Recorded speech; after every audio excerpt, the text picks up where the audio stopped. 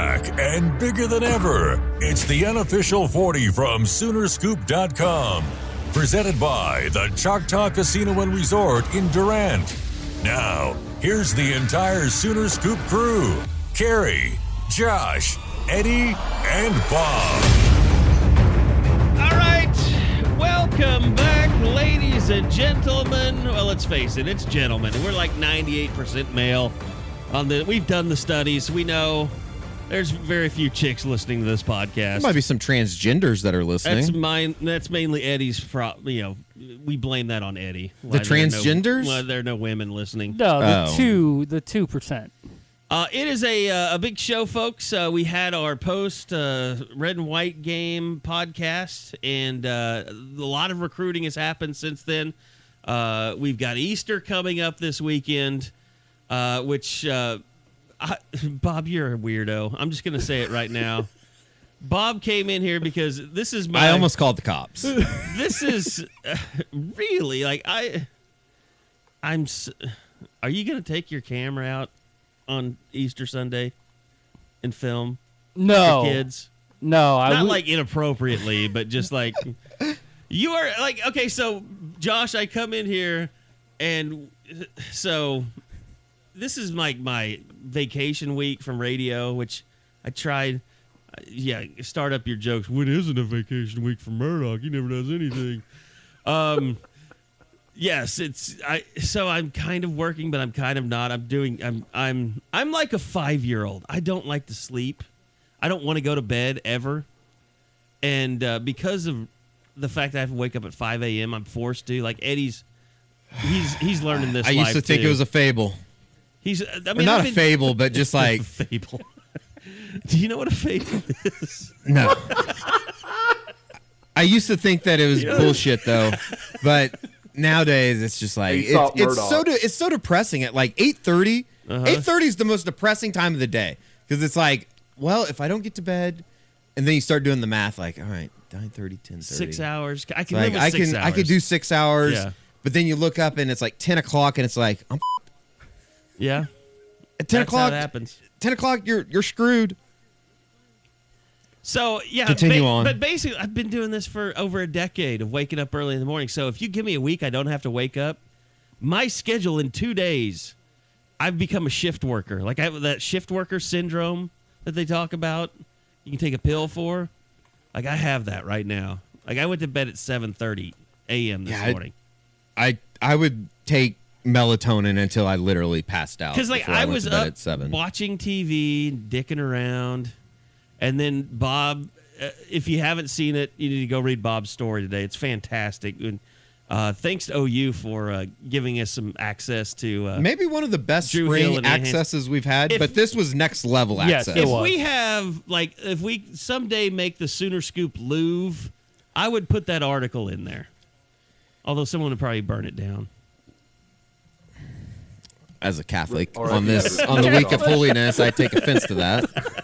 I think I speak for both the Radosevich family and the Przybilla family. So back to my original point. It's a tough week for me. There's been, excessive drinking. Not that there isn't every week, but this week especially. And so I'm getting ready to drive down to Houston to see Josh. Josh is, it's crazy. Josh is going to Atlanta for a rivals camp. He's kind of flying in and flying out. It's a Friday night deal.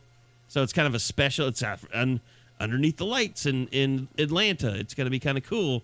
So he's going to fly in because OU's, they're involved with kids in that part of the country now as much as ever.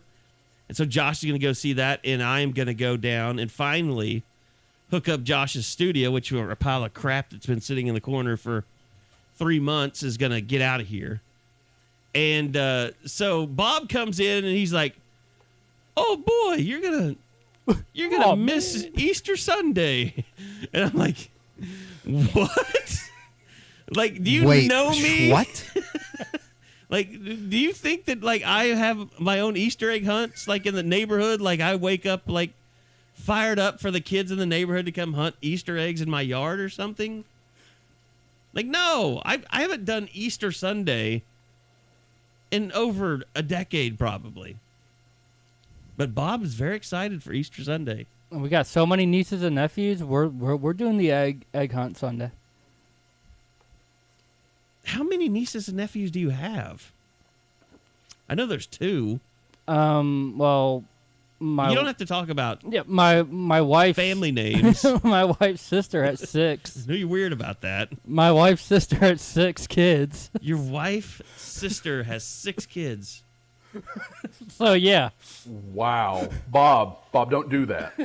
You are from a Catholic As family. a father aren't of you? 2, don't do that. Like I'm a little concerned he's Mormon. That's work. And they're all under the age of 12. So Easter, Oh my Christmas, Lord. that means a lot. Like Josh, you just went to Disney. You can just pretend like Easter doesn't exist.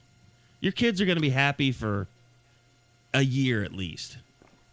Oh, do you know how quick the turnaround is? I take Lainey to the zoo yesterday afternoon. Like, we were meeting Tiffany in the city, and I'm like, okay, I got a little time to go by the zoo. She's like, Daddy, can I have something? We haven't been to the zoo in a while. I'm like, we were at Disney a week ago. Like, you're kidding me right now. We just spent your first year of college last week.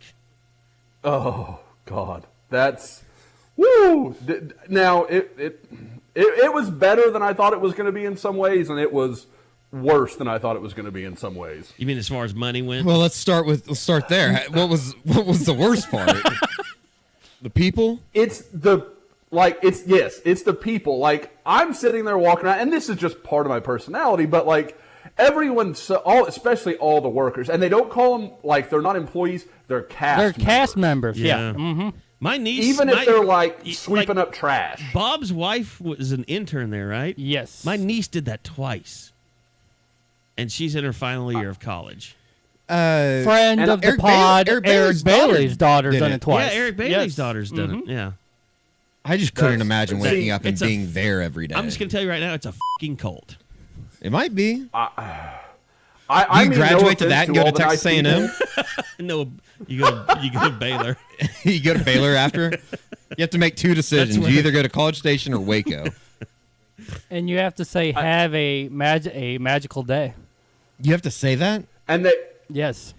they that's can't why I couldn't say, work at "I don't Chick-fil-A know." either. My pleasure. You don't want to say that? No. There's all these rules. Like, they can't say "I don't Go to know." They Raising can't Cane's. point with one finger. Yes, the They have to point pointing. with 2 Yes. fingers. It's, What? It's a weird thing. You can't You point get, with like, one 2 fingers finger. together. Why? Yeah, because Mickey, apparently some derogatory. because cultures Mickey it's only has offensive. 3 fingers, probably. It's probably could be construed as flipping someone off if it's just a finger. But to get back to it, the part that was like the whole time you're Who's like, you're who's not the this happy. who's the You like the wanna main kill princess? someone. Who owns that shit? Well, I'd say Snow White Is is it- yeah, probably Snow the White? queen of the princesses. She's familiar with 2 fingers. Cinderella is the one. Like, it's her. It's her castle. Is the main one. God. Yeah, that's the main that's one in Cinderella's Magic Kingdom. castle. I mean, Yeah, we had This is dinner the best last birth night in control of all Cinderella's time. castle. Oh, Did you Eddie, find? Are there any like dark back alleys at Disney, like where people are like slapping cards, but they can't talk to you, but they want you to go to like the Disney stripper castle or something? Animal Kingdom kind of feels like that because like they're like it's all and I'm sure Eddie and Carey, you don't really know. Like, there's different parks like Animal Kingdom, Magic Kingdom. I'm familiar. I'll say that. Hollywood I'm familiar Studios. with that. Okay. So there are all these different parks that kind of are aimed at different things. Animal Kingdom feels like it could go that way because there's like a part that's basically like East Africa, and you're like, are there pirates here? Like, am I gonna like? It's a whole thing.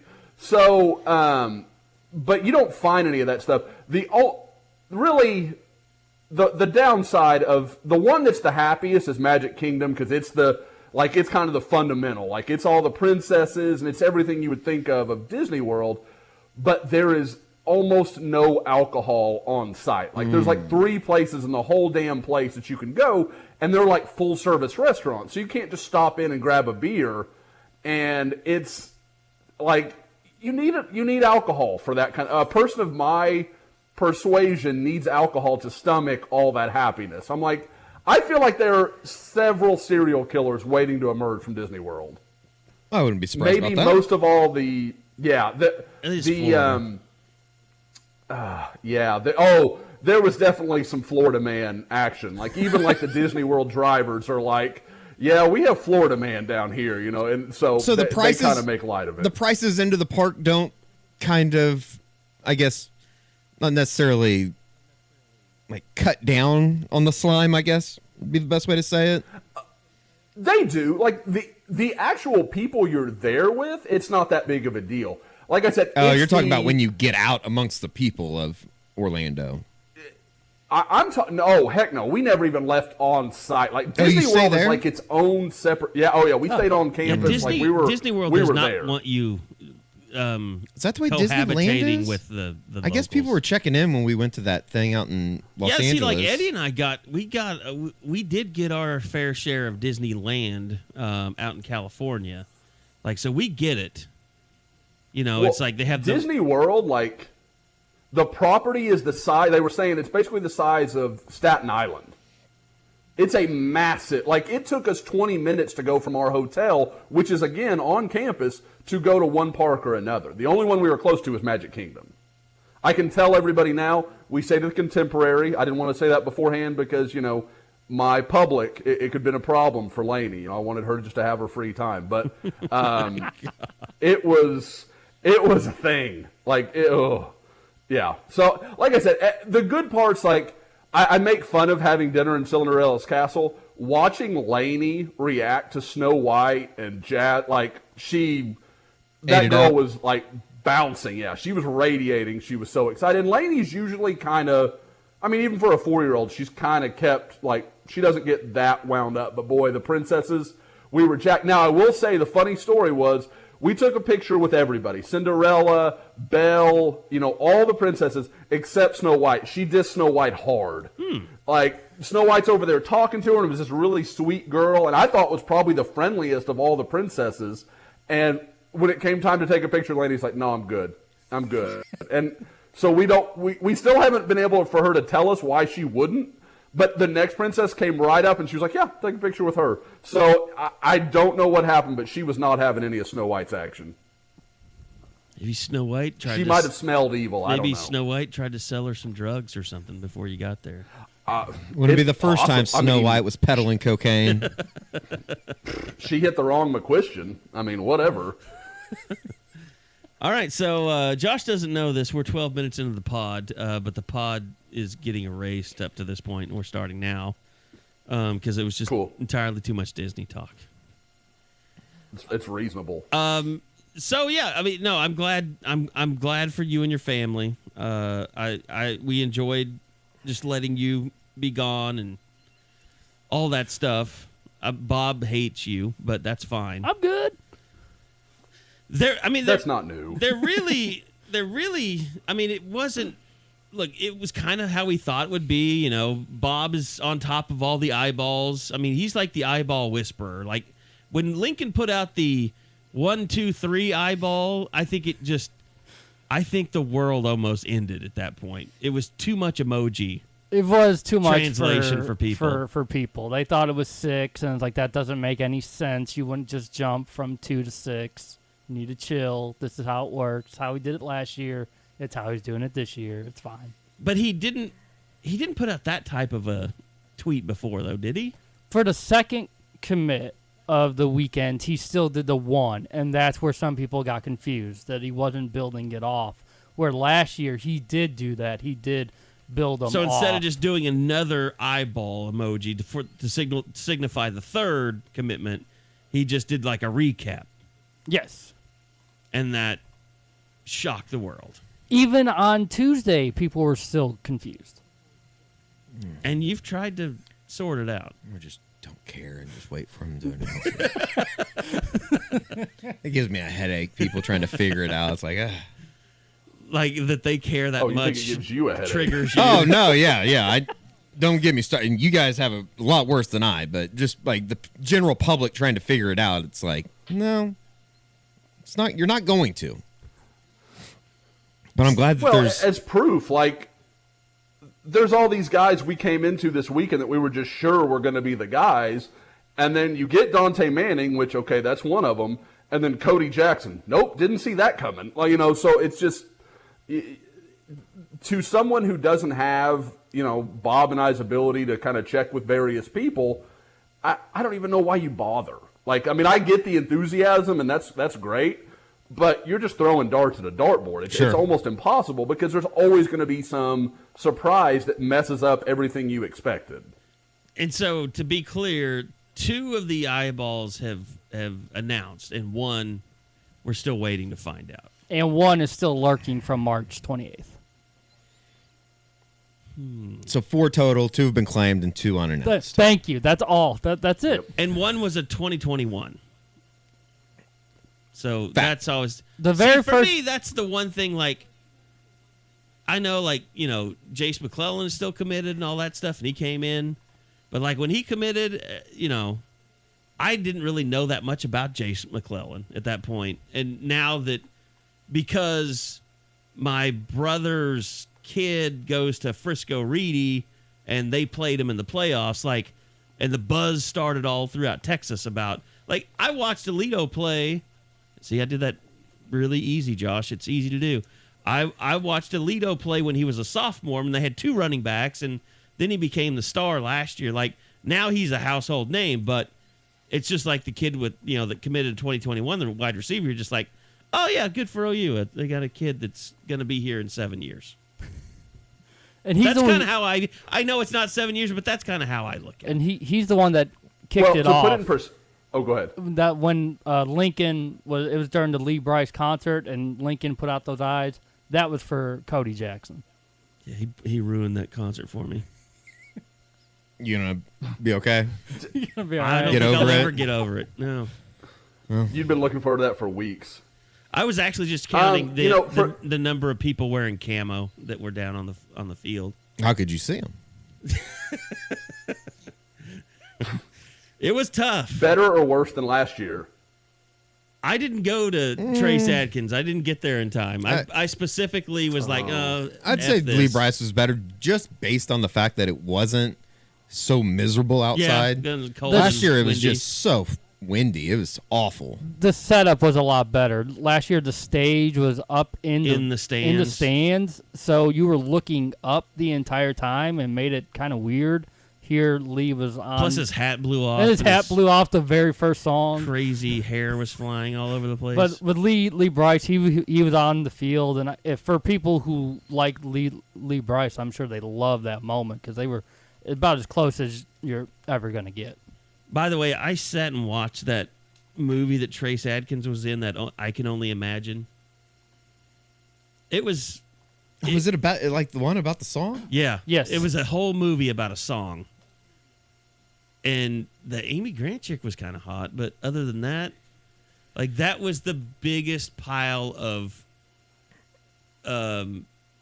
religious garbage movie I've ever seen. Hey, you bagging on Mercy Me? Yes, that's the band, right? Yeah, I think so. So, yeah, Trace Adkins was just like, I'm Trace Adkins, I'm going to sign you. Like, he just shows up and talks in his deep voice. I'd imagine that song got a lot of guys to second base in like 8th grade. Oh, yeah, I bet so. Let's go to this Christian rock concert. Let me put my arm around you. I bet you think Trevor Knight was one of them. Oh, my God. He might be like he might be the, that might be where It started. BF Jang started, was a Mercy Me concert. No doubt about that. He'll be able to really focus on that, too, now that the AAF is Oh, man. Was he not out. one of the ones signed by the NFL? No, I don't know. Was that a thing? I guess 40 people from the AAF got signed by NFL teams. Oh, I had no idea. No, I don't think so. I would imagine that I would have seen that by now. Wasn't he playing special teams in the AAF? Well, he wasn't starting. He wasn't starting as a quarterback, yeah. Yeah. Well, everybody needs... What's the quote? The world needs ditch diggers, too. I wonder who signed the Perez kid, because that was the jewel, the quarterback. I kind of remember seeing that. Somebody did Was sign it Green him. Bay? I forget. They got Gabbert. That's No. right. Cleveland got Gabbert. Yeah, Gabbert. that's right. Yep. Yeah, Baker's safe. They were hanging out. former AAF Luis Perez to work out for Eagles. That was on April 4th, so that was 14 days ago. I don't know if he's actually signed with anybody. Somebody will sign that kid. Whatever. That's your AAF update. His Wikipedia page In depth as it gets. says he's a Philadelphia Eagle. Oh, so maybe they did sign him. He must have had a good workout. Yep. And now our pod is going to go bankrupt because we talked about AAF. We've got AAF. Well, and maybe because Disney. we talked This about him, is- we can this has been claim a home run of a pod. part of the.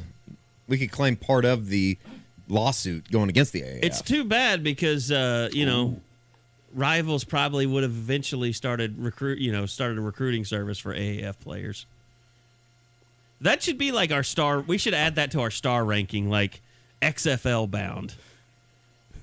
Would that be below Like 5-star XFL prospect.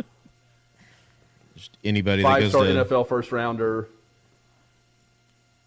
anybody that just goes to Troy? It'd be like our JUCO rankings. Like they're always out of whack.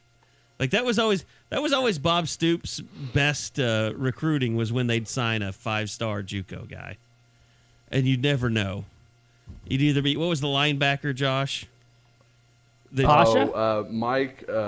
Mike Reed. No, Mike Pasha and Reed. Lance Mike played. Reed. Mike Reed, yeah. Yep. 5-star JUCO, and then you have Chijoke, 5-star JUCO. Were there any other five? Was Dante Nicholson 5-star JUCO? Was Pasha Jackson? No, he was really high 4. I think Pasha Lance and Mitchell both were, yeah. Because they're both out of City they both College in were. I San know they Francisco. were. Does City Yep. College even Same- have a same as football team Chijoke. anymore? I don't think so. Or no, they might. I was thinking of the Arizona. All the Arizona JUCOs are going now, right? Yeah. The Yep. JUCO football in Arizona is gone. Yeah. The whole Just system. nuts. That's just insane. Especially, like, you think about Arizona Western. I mean, Damian Williams, Deontay Savage. I mean, there's several OU guys. OU would connected to that practice at program. Arizona Western when they went to the Fiesta Bowl back in the day. I remember when Blake Bell was a freshman, when they went out to the Fiesta Bowl, that would have been to play. Iowa. Was that no? No. UConn? Because that would have been I just remember. When they played Iowa, he played. He was the UConn. bell Yeah, he dozer then. scored. Be UConn. It would have been UConn. UConn? Okay. But Man. I just remember Has there like been a less give a that- shit bowl? that was the that was the whole thing. It was like, oh my god, like because everybody was available because of media days. Like, oh god, we get to talk to Blake Bell. Like he was the shit, man. When he was a freshman, like everybody was expecting him to be the next Heisman Trophy winner. And so we were out there. Wasn't that bowl right around wasn't that right around the same time all the Brandon Wager stuff was going on? Either he was coming in or going out of Iowa, and I can't remember which one it was. God. And everybody was like he was on the, like, they were talking about him during the broadcast, and you're like, what? Is this guy this big a deal? Like, it was a whole thing. I can't remember. I think it was when he was, like, supposed to be transferring in. Come to find out, like, I was so glad that didn't happen because he might have had the biggest helicopter dad since Brett Bowers. And Blake Bell was so big, they did a Sooner caravan in Wichita. Yeah, I remember because some people went up there and Bob Stoops like told like Kenny or whoever it was at the time, like, don't let these reporters talk to Blake Bell. It doesn't get any better than Garen Emig and Jason Kersey driving down to the Houston stop, and Bob didn't even go. Well, no, they canceled it while they were driving. Yeah, that's down right. there. That's right. They canceled the thing Because I guess the weather was so bad. That's so They great. couldn't fly in. Okay, Blake so Bell's still the only Kansas high school game I've ever seen. Not missing much. I didn't mind watching Marcus Hicks last year. That wasn't a terrible game to watch. The team he was on, I mean, had an Iowa State running back, and quarterback wasn't terrible. It was like 60 to 50, That's though. not true. I saw Jordan Phillips, too. You went to Tanawa or whatever? Tawanda. Tawanda? Yeah, it was Tawanda. So and when he was Josh playing, gets sent to like, they got Kansas their high school brains games, that kicked player in. goes to the NFL. Yeah. You're 2 for 2. Wow. Pretty much. So if you'd like to be blessed, yeah. And Jordan Phillips, I'd still like to say one of my favorite things ever punted. He was their punter at 6'5" and 315 pounds. I think it was amazing. I think I have a pretty good decommitment streak for players that I go to see out of state. Jacob Phillips, Tavion Thomas 2 years ago. Trying to think of other ones. Seems like there's somebody else. I know there's one more that I've gone to see. Oh, Doro Green Beckham, but he wasn't ever. That was committed. in Missouri, though. Yeah, but it was out of state. Oh, I see what you're saying. Marcus Hicks survived. That was a good. Marcus Hicks is doomed. Marcus Hicks, he survived. That was a good trip. Yeah. We got a Lexus and everything. That was good. I think you got beat by Missouri the next day, or were we going to Kansas? KU. We were going to KU. Kansas. We swung over.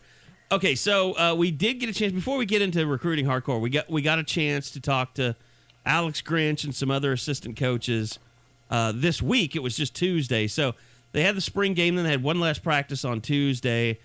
And guys, you feel free to throw this out there, but I think the one thing I take from talking to Alex Grinch throughout the spring, rather beginning, middle, end, not a lot of sunshine from this guy.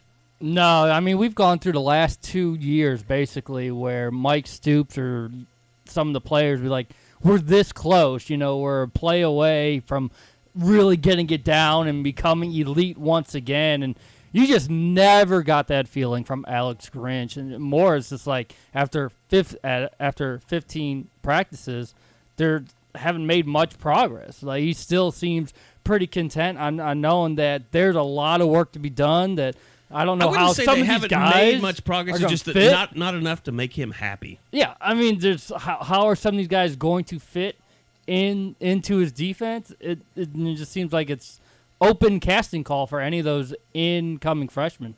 And I think we said this even maybe after the spring game, or maybe it was last week when it was just Carey and I, or the week before, that he doesn't necessarily strike me as a guy, even if he had 3 Jim Thorpe winners back there, if he would just come in and be like, oh, we're going to be really good. Solved. Like, I don't think that he's necessarily a guy that's going to just be hyping anybody up just to be hyping them. So I don't know if it's as bad as he's trying to make it out to be, but it's certainly not where they want to be. And I think that's pretty apparent when you look at the guys that they had on the team last year, or the way that they played, rather. One of the things is the thing that we focus so much on and that everybody's focusing on is the secondary. And the fact that he's directly responsible for the secondary makes him harder in his evaluations of how those guys are doing, because he didn't have any problems Tuesday.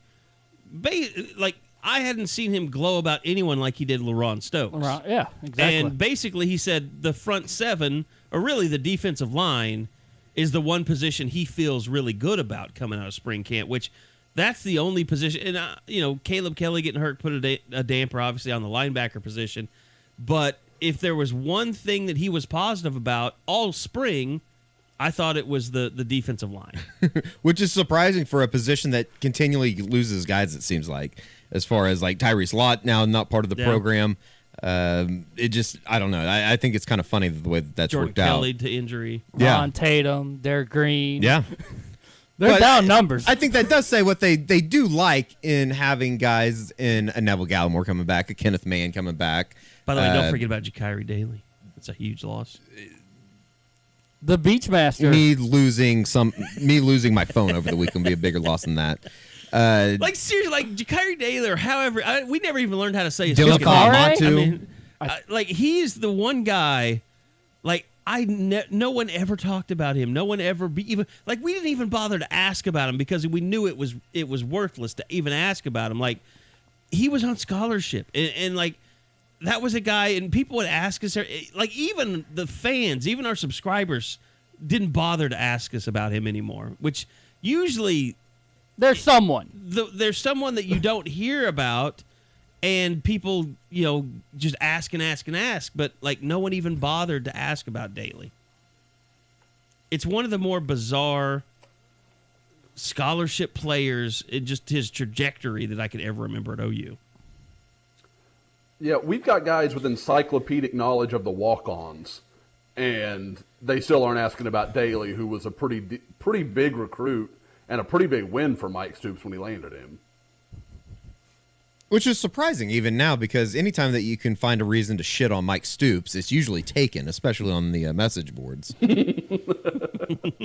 Yeah, that you would think his name would have come up more. It to sound that way. Yeah, every time, there is it's like a Mike's Law. It's like every time that Alex Grinch says something non-flattering about the defense, everyone blames Mike Stoops still for that. Yep.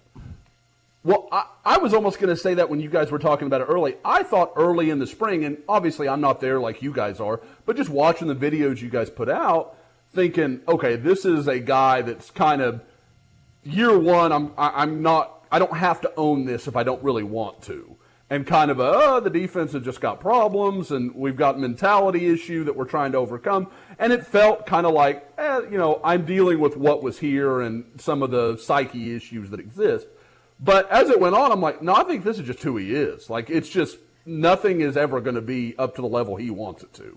Well, it's kind of like, Roy Manning came in Tuesday, and he was asked about two players, and specifically, I asked him about Parnell Motley, and I was just thinking, maybe we'll find out that these guys really like Parnell Motley, and, he's a guy that they think can be a really good player. And I got a really flat response. It was kind of like, well, yeah, he's trying. I mean, and at the same time, he was asked about Trey Brown, and I would say if anybody has been glowed about in the secondary by any coach that I heard this spring, it was probably Trey Brown.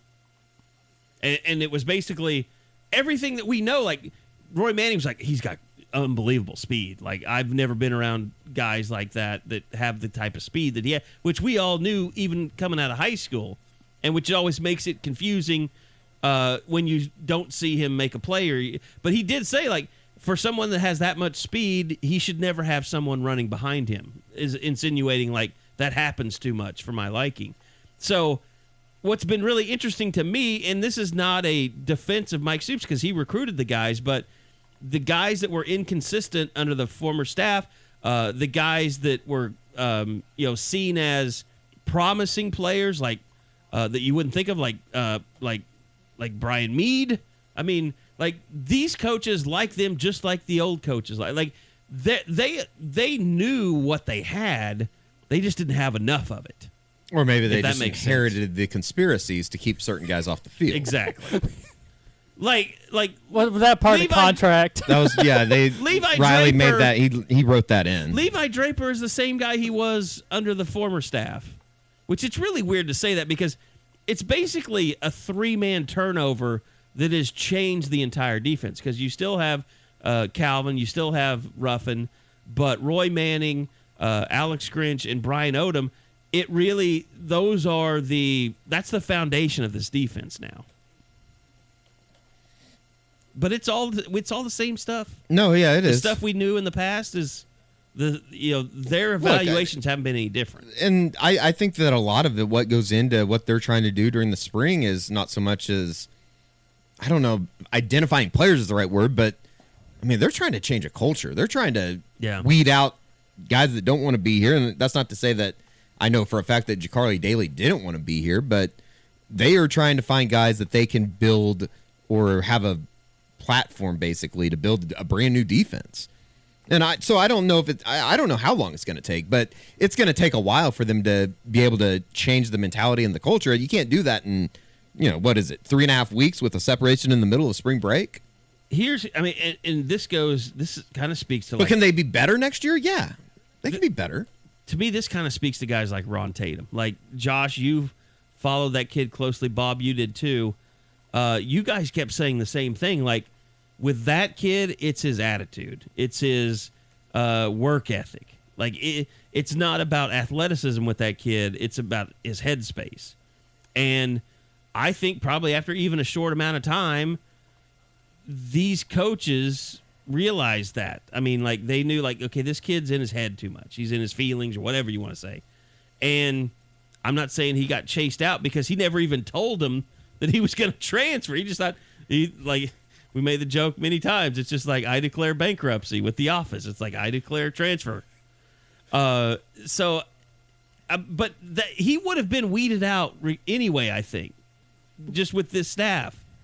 Because here's, to me, what I learned about the former staff, about Mike Stoops, and about, I think, even Kerry Cooks, is like, this was a staff that got caught in a position where they were so devoid of talent, they were willing to take anyone. And put up with anything. Put up with more than they should have.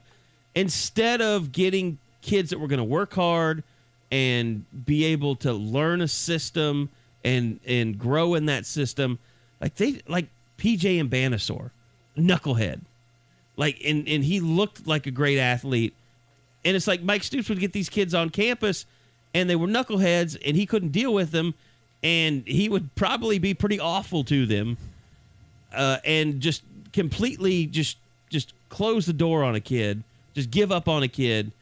And there was just too many of those. They weren't evaluating people. They were just evaluating athletes. And I think you're seeing these guys come in now, and they're like, we got a bunch of idiots around here, like, that can't help us, regardless of how good an athlete they are. Yeah, they did it to themselves, is what I'm saying. Yeah, no, I would probably agree with most of that.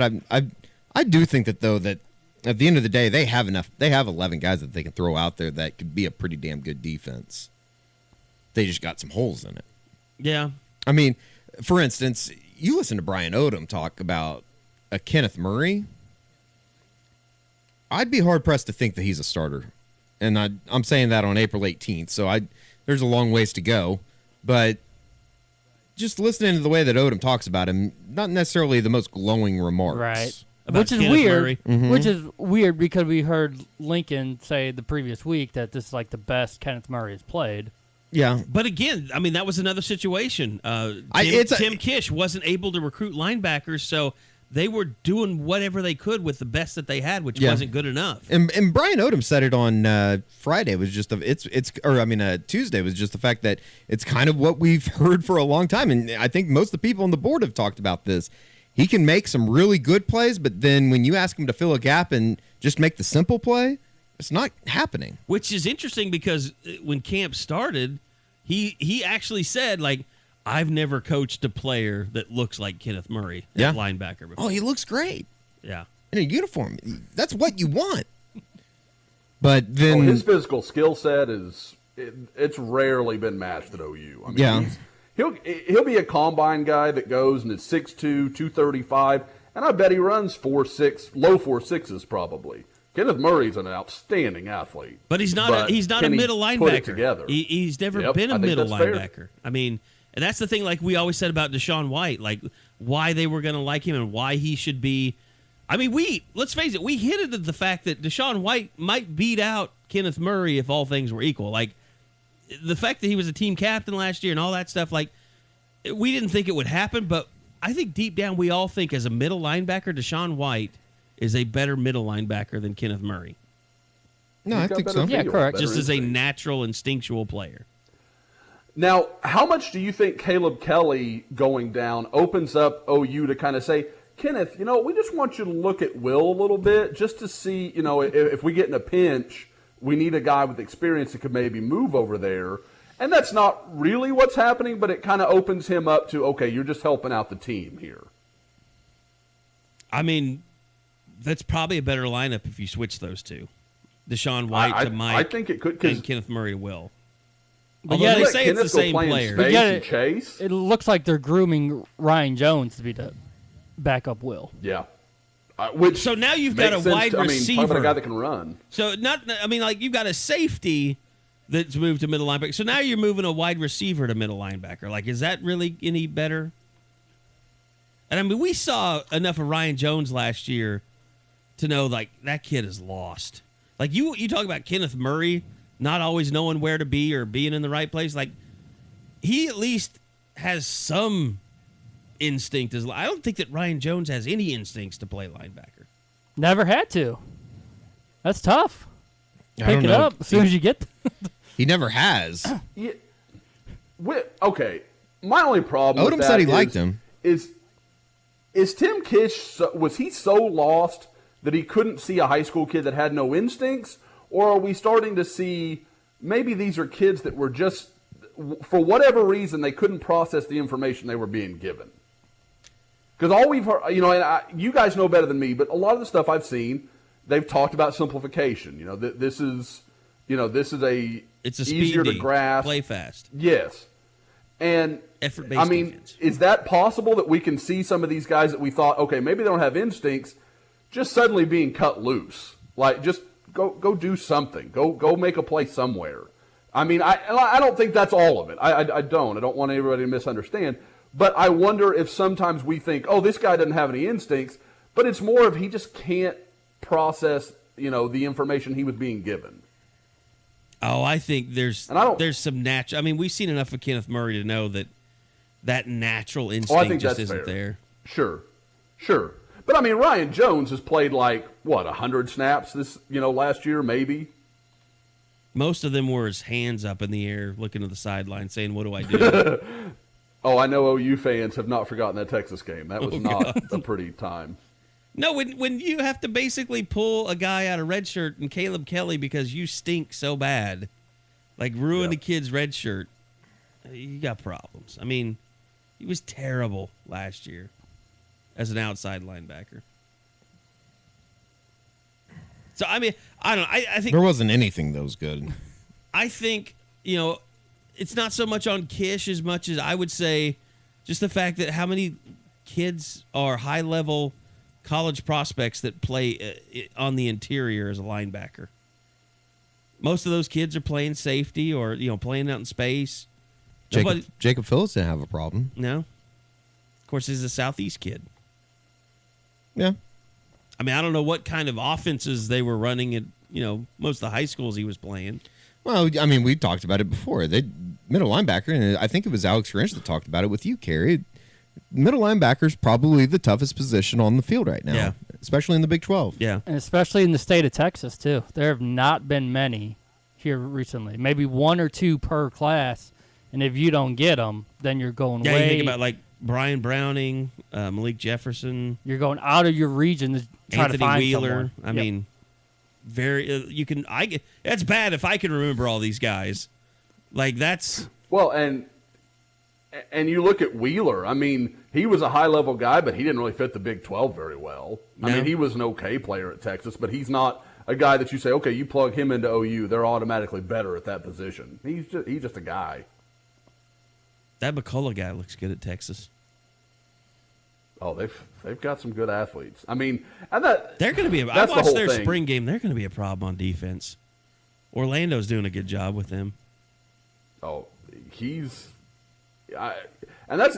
weird because I watch them and I'm like, they're really good, and then I look at the numbers. I'm like, God, it doesn't hold up. They're a really weird study because they do a good job, but it's kind of indicative of playing defense in the Big 12. I mean, you can be pretty good and still statistically struggle. You get to be a defense when you play Texas's offense because of Ellinger.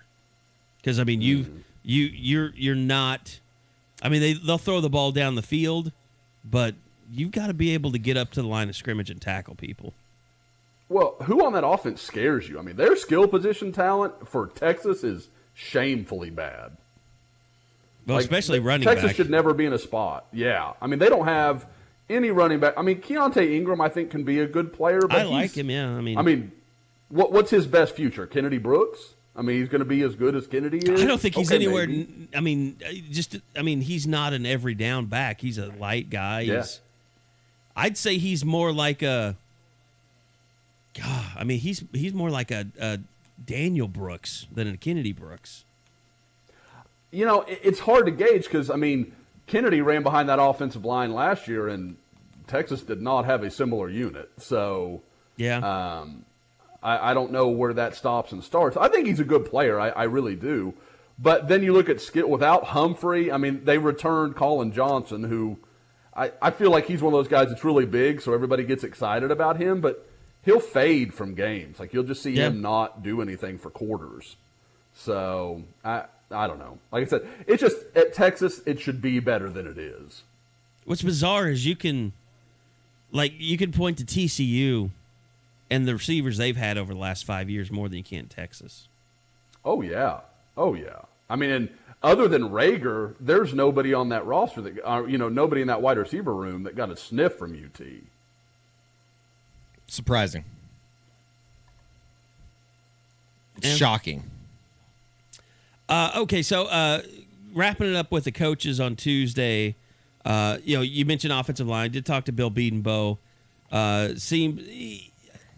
It it's kind of strange because, we know him so well, but I would almost include his spring kind of like Alex Grinch's. Like, he knows he has players, but there was nothing that made him feel, when he talks to us, like, you don't get the sense like, oh, it's solved. It's going to be okay. Like, he's still working very hard to get those guys to where they need to be, and he knows it. Yeah, it very much seemed like a situation that they're not working. Like, last year, you come into a season in which you have guys that are all returning, and you can go through a spring where you're basically game planning and building a game plan for almost not each game necessarily, but you're refining things. Mm-hmm. This group they're trying to figure out, like, what position they should be playing. What position you should play. The fundamentals of pass blocking as a college player. Yeah. Like, seriously, they are at the bottom level of development right now as far as identifying their starters. And I think that they have a pretty good idea of which way they want to go. But, I mean, it's kind of like the secondary right now. If you're able to come in and play right now, you're going to have an opportunity to play. And that's why I think, like, a guy like an R.J. Proctor is kind of interesting. How is he going to fit into this group when he gets on campus from Virginia? How much help do they really need at guard? And because I feel like they have a lot of bodies at guard right now, but that's the other Eric thing. Swinson your answer at left tackle? Yeah, I mean, it makes you worry. Are they in a Josiah St. John situation there again? Because look, you can't criticize Bill Bedenbaugh for making the right decisions and figuring out an offensive line. But he certainly shuffles at the beginning of the year. I mean, remember when they lost to Houston? Yeah, that was a weird offensive line. Like, Alex Dalton was one of their starters on that offensive line. You usually have a couple weeks where they figure things out. It's like a they really need preseason games. Yeah, like Ben Powers wasn't Ben Powers. It took Cody Ford getting injured before they realized how good he really was. In a game, it was that TCU game. They got down like 14-0 early. Baker had a really rough start in that one, and then Samaje Perine, they start running the ball behind that offensive line and just take over that game. But yeah, I mean, Bill. I mean, like, you look at that, Derek Farniok and Josiah St. John in that Texas game that year. And they finally realized, well, we got to play Orlando Brown, even though he's a freshman. He's got to be one of our starters. So. Moving Darrell Simpson and Bray Walker to guard, I mean, I think that is just trying to... It was good that they did that during the spring because it gives them a chance. Okay, are these guys two of our best guards? Do they give us a chance to be the best? Like, that's a lot of tinkering that's still going on there. Yeah, that was my favorite quote from Bill on Tuesday. It was saying, if we had to play today, I know who my 5 guys are, but no one's locked down a starting spot. Yeah. Which I think you can take a pretty good guess. It's Marquise Hayes, Tyrese Robinson at guard, Creed at center, Swinson at left tackle, and then Ely at right tackle. Right, yeah. Which that's an offensive line that I think a lot of people nationally would be able to live with. They just don't have much experience, and there's only one way you can get those guys experience. And I think going into the season, if it all plays out the same in the fall, it's that lineup, and then it is. Walker and Simpson ready to go in at the guard. Like, I think he feels better about the tackles than he does the guards. And then to Eddie's point, where does Proctor fit in? You're a graduate transfer. You only got 1 year to do this. He's mentioned he could play all 3 spots, but I think he'll probably start at guard. And then you look at some like Finley Felix, the junior college kid. And I mean, I don't know. The depth at tackle, is Michael Thompson someone who could legitimately already start making a climb? Yeah, that's a good question. It won't shock me if Michael Thompson by midseason is a starter on that left tackle. Just watching what I've watched of that game, and I can't get there with Swinson. I'm just not ready to buy it. I'm not a believer. Now, every year there's some guy like Cody Ford I didn't think was going to work at tackle, and God, I was wrong about that. Yeah, everybody So, was. I mean, maybe I'm just way off, but, like, to me, the guys that, like, a guy like Swinson that's going to beat out some of the elite talent that's behind him, those guys have started to make a mark before their 4th year on campus. Like, I just struggle to believe he's going to hold off a guy. Like I said, Thompson, I thought at times flashed really well. I mean, like, really showed some good stuff. Now, obviously he hasn't spent much time there, so he's super raw, and there's still plenty of mistakes. But I would be shocked if he hadn't grown up considerably in their eyes just over the course of 15 practices. Outside of that, I mean, offensively, I think, what we learned is that Trajan Bridges really has a shot to be. He's going to be good. I mean, of all was the there freshmen, any freshmen out there on Friday night that you're just like, eh? I mean, I guess you could say that about Jaden Hazelwood. That's only because he really didn't have a lot of opportunities. Well, if you want to play Tanner Schaefer as your quarterback, Theo Weiss has got a chance. That's right. Yeah. He caught both of them. Maybe they have a special connection. No, I mean, I think Weiss, I still think he over Hazelwood has a better chance of being an impact guy early, just because I think Hazelwood is a guy that does one thing really well now, which is goes in one-on-one situations and gets the deep ball. The problem for those guys, you got Lamb, Rambo, and then with the slot receiver, it's open. Yeah. So if Trajan ends up being the guy, he's going to take it over. I mean, you've got Nick Basquin, who I think is just poised for a really big year. And then Drake Stoops. Maybe Jaquaylin Crawford. Michael Jones. There's a lot of maybes. It's like maybe that guy can do something. But where it's Lamb and Rambo and Weiss and Jaden are going to have to play catch-up there. That inside spot is there if Trajan wants to be the best. Jalen Hurts is going to have some guys that can catch the football. Yeah. It's just going to be about getting it there. And from what we saw on Friday, and Josh, I don't know if you've gone back and watched the game much, but he looked pretty damn good. And we kind of talked about it on the post-game podcast. He really did. He surprised me. I mean, he had some good fortune, like the throw to Bridges, down to the one. It's not a great decision. Trajan Bridges just made a great play. Yeah. But I mean, I guess you can argue we're going to go let a good playmaker make a play, and that's what he did there. So, I mean, there were some things where he got, it was kind of 50-50 and he won out. But he was a lot farther ahead as far as, because Carey had mentioned, I think a couple weeks ago, just him trying to learn, the nuances and the checks and everything else. I thought he looked much more comfortable out there than I expected him to. Yeah, and I mean, that was 14 practices in. He'll only get better moving forward. And I was surprised after kind of what I heard about Mordecai that he didn't look better than he did. He looked like a guy that really kind of shrunk in the moment. He looked like a guy that was trying to force the big play because he knew he needed to make an impression. The other thing is, after watching Baker and Kyler the last couple of years, like Mordecai doesn't have the arm strength that quarterbacks have had here in the past few years. Oh, really? Oh, I didn't come away with that at all. He threw a couple that I thought were pretty salty. It just doesn't come off of his hand like I thought it did. He's not, he struggled more with accuracy than I thought he would. Yes. That was what surprised me. But I thought Hurts' ball looked good. I mean, his velocity was good.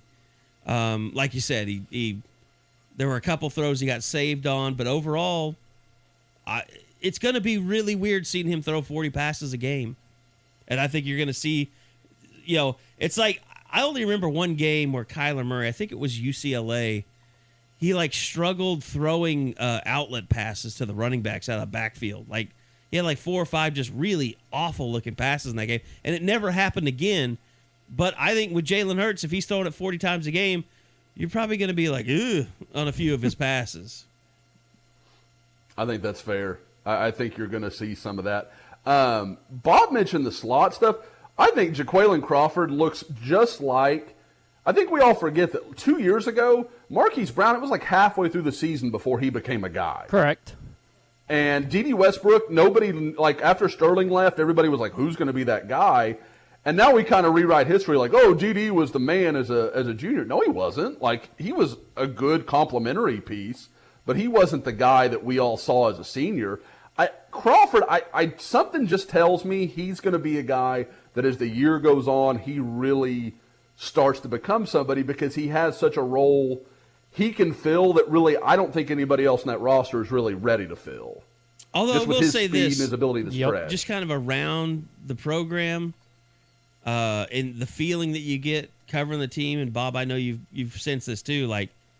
I think Rambo is that guy that is they really expect to kind of fill that down the field speed role, kind of that Marquise had a little bit. I don't know if he can do it though. Look good against Alabama running down the field. He doesn't run like that. He doesn't run like that. Yeah. It'd I mean, be, don't it'd be get me- more. you're right, Ed. It's gonna be Crawford if it's anybody. And he's the elusive guy. I mean, he was the guy that when they were having problems tackling, like he was the guy in practice that they were like trying to make people tackle him to try and get better at tackling. See what you like is the Sooners don't have any stiff big guys like they used to. When they try to get tall, and then they got guys that were just tall, and that's it. They don't have that with Rambo, Dahu Lamb, Green, A.D. Miller. Hazelwood, Weiss. These guys are big and fast, but they're not super fast. They're not supposed to be, but they're not just big lugs that can do nothing except use their size. Bob, are you maintaining that they brought A.D. Miller back just to fulfill that role? Like, just so they still big have, like, stiff. we don't want to lose. Yeah, they want to remember where they came from. They want to remember the roots. Look, compared to I can just see Dahu like Green one of those. and I can just see like one of those recruiting videos that they did. They pull out like his record. And it's just big stiff or something, and he puts it on the. I mean, look, A.D. Miller is the king of the big stiffs. Like he's got to have more catches than all those guys combined. I mean, what was the Cavill kid? What was his first name? Dan and Cavill. Dan and Cavill. Dannon, Cavill, Big stiff. He's tearing Jeffrey it up somewhere. Mead, We've already sent the Dallas listeners Todd. through a PTSD going through that Dallas 2014 Todd. class. Oh my god. Dallas Todd. I mean, Every time you mention any of those names, I just picture Jay Norvell sitting in his office smoking a cigar. Like how Got many? it. How Like, many? with like Jerry Seinfeld with his feet up. Mission accomplished. Yeah, I mean that's what that is. That's unbelievable. Some of those classes of wide receivers from like where they are now. exactly. Oh my god! I still follow Jay Norvell on Twitter, and I noticed he retweeted a video of them introducing Jackie Shipp. Jackie as their Shipp, defensive I saw that I too. almost sent that to the group. Give it 5 weeks and he'll stop coaching, and not stop coaching. He'll still be on staff. I don't know but if he'll stop coach. If we have Vegas odds, is the odds higher for him to just quit or him to get fired for fighting players in the locker room? Neither. naked. Neither. He'll just keep collecting a check, and even the Nevada folks be like, "What do you do here? You never recruit." Is there any? I can't think of a coach whose star fell faster. Like, I mean, he landed Jamarcus, landed Tommy, Gerald McCoy. I mean, and by all rights was a good coach, and then all of a sudden it just the bottom came out of it. Well, it started with Manning. I mean, that was where the bottom dropped out. I think it could have been one of those two deals too. That I think that a change of scenery does help a lot of people. Just as far as he seemed like he was much more rejuvenated in that little video clip than he ever was in the time that I saw him. I gotta be in honest with you, Oklahoma. I didn't bother watching that video clip. He knew the players' names, so that was a start. Yeah, that was an issue for him at OU at times. By the way, DeMarcus Granger would have been a hell of a player if he hadn't got hurt. That was one of the first, like, that Washington game when he got hurt. That was the first, that was like when video and Twitter really started kind of going viral through Twitter. Getting cheap shotted. Yeah. They need to put Seattle back on the schedule at some point. Yeah. I'd like going Oklahoma back State there. gets a trip to Corvallis. I don't know if I'd necessarily want to go to Oregon, but No, Oregon you sounds do. awesome. Oregon's great. Oh, I meant like Corvallis. I went check out over to Portland. Corvallis when OU played. Is it close to Portland? It's very close, yeah. It's like Eugene and Corvallis and Portland are all pretty close together. Are they? Corvallis is sandwiched in between Portland and Eugene. Go to the Nike Yeah, if they store. were to play UW again, I would make that trip. I love Seattle. That stadium's cool. Right on the water. Mm-hmm. You can easily kill yourself in that press box, though. Oh yeah. Oh yeah, like it's like an erector set. It looks cool. If you take a misstep, you will die. like fall out. Well, it's like, it's hard to explain it, but it's like being in the belly of a B-52 bomber. I've never been in Like, the belly of there's- a B-52 there's- bomber. There are It does. It looks like an erector set, but it kind of just it's hangs like from the roof, yeah, right? It hangs down from the roof like it has riveted into a metal structure, and you get up there by using this walkway. Like you look like you're in a regular press box, and all of a sudden you go through this door, and it's like you're in a B-52 bomber. I mean, I've seen it, so I know what you're talking about. it's really weird, but it's kind of cool. But it also is very scary. There's a lot of bad football that's played. I guess they haven't been too bad. It's a Pac-12, so they don't really give a shit. They made a about college football uploading playoff. Things. I'm not. I mean, what's his name's star's kind of fallen, hasn't it, a little bit? Peterson? Yeah. I mean, what's his name was just. Is he back for like his 7th year of college football this year? Browning? No, Jake Browning. He's finally gone. He was at the draft playing. I mean, looking. Do like we a know rag that for a arm. fact? He was at the combine. Yes. I feel like between him and Jake Locker, those are the only 2 quarterbacks. And Tuiasa Popo. What the hell is this guy's name? Tuiasa Sopo. I feel like that's like those 3 quarterbacks have been at Washington for the last 25 years. Yeah. Well, don't forget the Wards. All 12 of them. Oh yeah. And there's another one common, I think, for the 2021 class. Is it his kid? Yeah, it's one of their sons, isn't it? Yeah. Supposed to be great. Are they Mormons? Yeah, he's supposed to be really good. I don't know. Why do you think they're Mormons? I don't know. Brock Heward looks like a Mormon. He kind of does. I agree. Ooh, he this does racist? have that look. That's not racist. That's fact. I wouldn't have said it if he was black, Bob, so that would have been racist. Don't act like you couldn't see him parking his bicycle in your front yard. Don't act like it. I locked the door. If he was Samoan, it might have been racist. Name a Samoan that's not Mormon. You can't. That is racist. No, I'm not. I'm just saying. I don't know any. Dude, Caleb Kelly is Samoan to some extent, and he's he's a Christian. He's a proper Christian. I just think that he's light-skinned. I don't think he's Samoan. I think there's some of that in there. I don't know about that. Now we're bordering Can we on do it. the multiples of how bad this can go? Yeah, exactly.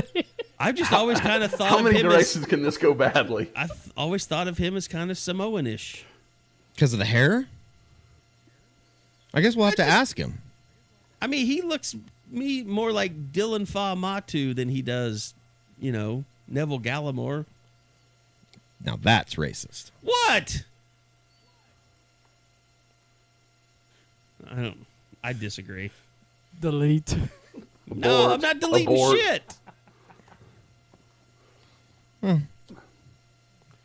Two white guys debating race has just for been brought to you everybody by. out Yeah, we're still looking for a sponsor for this particular segment. Which is really strange. I thought somebody would step up by now. It's surprising that we haven't. Carey, I mean, have you just left that out to me? I haven't heard about the feedback yet. The The sponsor for Is It Racist? Yeah. Yeah, we're having a tough time with that one.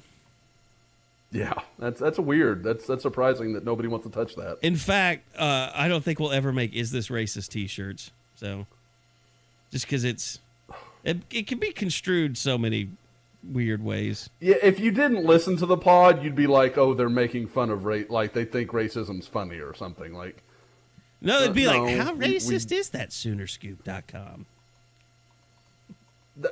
And it would be interesting because some people would be disappointed because there would be nothing to be pissed off about, and then some people would be like, they didn't even talk about it. It didn't come up this time. Have you noticed? Ooh, that's true. So we'd just be disappointing. Yep. Have you noticed, it's like, that's the thing that's driving me crazy about the internet right now, is that anytime anything happens, like the headline now the new clickbait headline is, so-and-so is outraged over this. And when you think about it, Update me when somebody's not outraged. Well, and that's the thing. It's like everyone, if 3 people are outraged at something, is that really worth talking about? But that's what the internet does. Usually I've found that when somebody's outraged, it's just that writer that's outraged. Yeah. The person that wrote Yes. the clickbait is Exactly. outraged. So you are outraged by this. So you Exactly. decided to use your platform to be outraged about it. But I saw something the other day, and it was the most questionable. Like, it wasn't even polarizing. It was just like, groups are outraged that they've come out with Game of Thrones Oreos. Like, no, nobody's really outraged about that. Who could be outraged about that? Well, I mean, that's what I'm saying. That wasn't the headline, but it was something like that would be the same thing. My favorite ones are like Oreos are delicious. California teens outraged by insert whatever. It's like nobody is outraged by that. By cigarette butt found on street or Yeah. something, yeah. Oh, we're just trying to like really change the universe. Listen here, nerd. California's ready to take over Florida. I'm getting close. This may be a sign of the times, or maybe it's just me getting older. Let's just go ahead and annex California. I think they would be open to that. Let's work it out. They can't afford it, though. Put them out in the Pacific. I've turned in to the guy that we used to make fun of on this podcast. Oh, boy. I mean, California will drive you conservative. They really will. No kidding. How long, if you put Florida man and California bro in a room, how long would it take before Florida man had murdered him with multiple weapons? I was going to say, how long would it take them to procreate? And I was going to say 9 months. They turn into Arkansas meth head. I don't think California has bros anymore. I think they might have Is a it couple. just bra? It would, well, one, it is bra. And two, bras are being replaced by man's ears, basically. Oh. Oh, yeah. That's where you get into the proposition wars. I don't even know what we're talking about now. Okay, let's Or talk. not proposition wars. What's it called? You know, people are starting to go by Zer and Z. Oh, yeah. And Z You're talking about and they. pronoun wars. Pronoun wars, yes. God. Prop- I was thinking about Now that propositioning. segment, I think that segment has promise. Like Eddie with just words. From the time that we start talking about Marcus Tuiasosopo, I've been up that for was 9 hours. Some of Eddie's finest moments. I've been up for 9 hours. I can use that, right? Yeah, sure. Yes. I'm tired. Are you? Is someone gone on the show right now? No. Okay, we can't use that. No. Just tired. Okay, so it was a big recruiting weekend. If you haven't seen it yet, go on the site. Bob wrote a story, had a chance to talk to some of the recruiting staff about what this weekend was like, and probably the biggest bombshell that came out of that, Bob, I think, was exactly how the trip to the Chesapeake kind of came about. Yeah, I mean, if this game is Saturday afternoon, like it always is. And by the way, just to reiterate, I'm going to circle back around for people that don't know. OU on Friday had the spring game, and then Saturday they took a big trip to the Chesapeake Arena where they had all the recruits and their families. They had a big dinner there. They put out all the trophies. The Thunder put a bunch of OU football signage up everywhere. And so that was their Saturday night. That was kind of their big recruiting event. Yeah, and if it's Saturday afternoon, like the game is, it never would have gone down because Friday night, that would have been way too soon. You couldn't have guaranteed that all those kids would have made it on time. Sunday night, that doesn't exist. Your 48 hours are up. So it just sort of worked out that when they made the switch, and Annie Hansen told me that it was Kenny Mossman who first thought of that idea first. Oh, really? To go ahead and move it. Then that happened last Tuesday. Last Wednesday, she's on the horn talking with the Thunder about how to try to make this go down, and it just couldn't have come off better.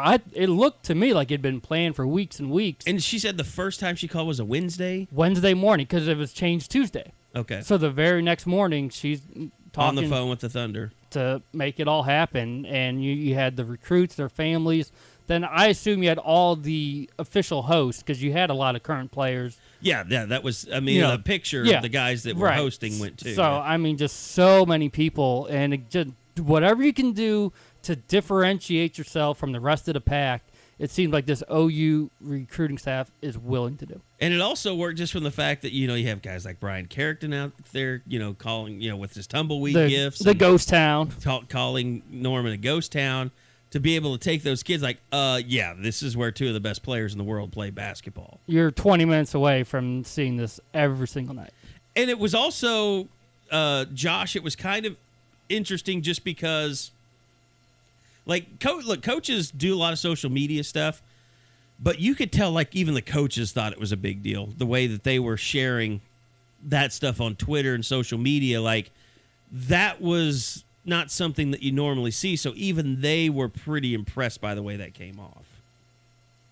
Oh, I don't think there's any question, because, usually when it's like what you're talking about, Carey, when it's just kind of contrived, not the right word for it, but when it's just a moderate thing, you'll see a lot of retweets of whatever Lincoln says, or, whatever. But these guys were all shooting their own videos and taking their own pictures, and you could tell, like, they just thought it was cool to be there, and so I think that was kind of a big deal, not just for the recruits, but the coaches really enjoyed it. And I think when you can create something like that, it ends up showing up for, the players too. They see that, oh, this is kind of cool. Even the coaches are kind of jacked up about this.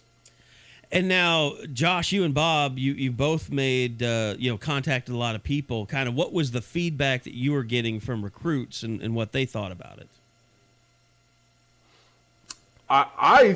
It's one of those things where, and Bob and I talk about this a lot. When you're talking to a guy and you have to bring up something specifically, it maybe didn't. I mean, like, and some guys are different, but generally with a guy that likes to talk, if you have to bring it up, maybe it didn't resonate the way, Oklahoma hoped it would.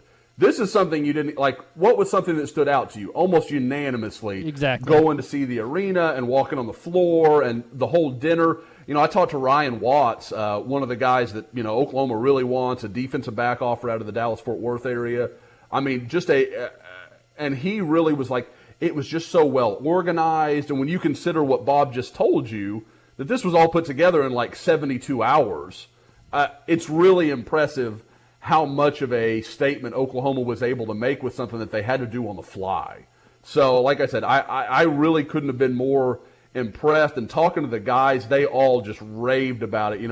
The meal was fantastic. Being around all the players was awesome. Having the trophies all set out. I mean, it was something that I think Oklahoma, it was one of those moments where they achieved everything they wanted to. And we're reaching a point now where you don't know how much more you can entice a kid. Like, it used to be doing the photo shoot was the coolest thing ever. Seeing the facilities was the coolest thing. It's almost like commitment videos have died too. Yeah, they have. Nobody You're right. cares about those anymore.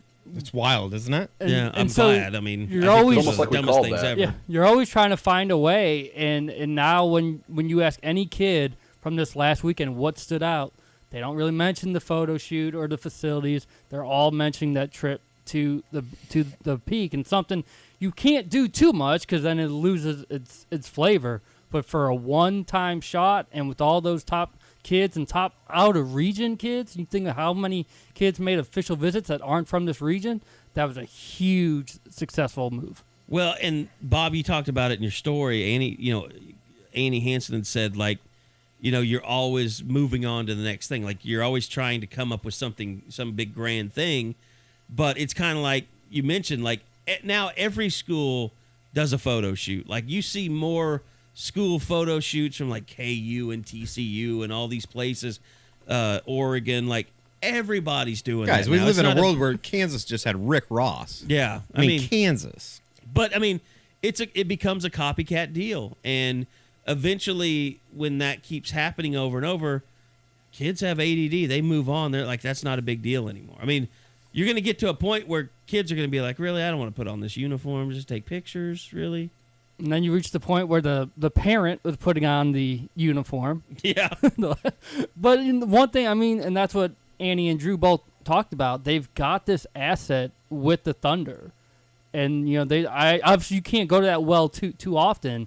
But if people start really knocking the brand or knocking the area, you just bring up we're 20 minutes away from this type of nightlife too. That's a really, I don't know. I guess I'm partial because I went to Thunder school there and I might grew want it to up. stop killing the brand of the Thunder, by the way. Yeah, fuck them first off.